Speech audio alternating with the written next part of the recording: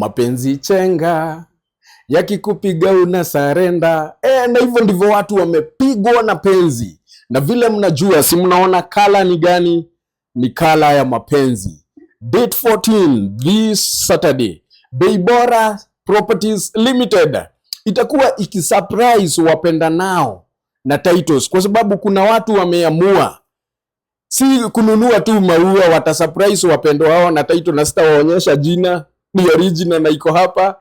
Na kuna watu mapenzi yao yatakuwa yakisiliwa, ama they will be sealing their love with a piece of this title.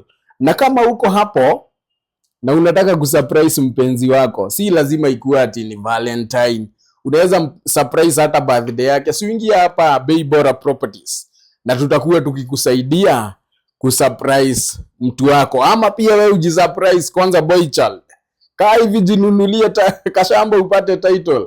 Girl child, usingojee kununuliwa shamba, kaa hivi jisurprise na ka title. Na Bei Bora Properties itakuwa ikikuwezesha kupata shamba ama ploti ambayo unataka. Kwa mengi zaidi, fanya aje my friend, tupigie simu ambazo tumewaekea hapa, ama ututembelee ofisini mwetu Ruiru Town, Greg Towers, first floor, third floor na sixth floor.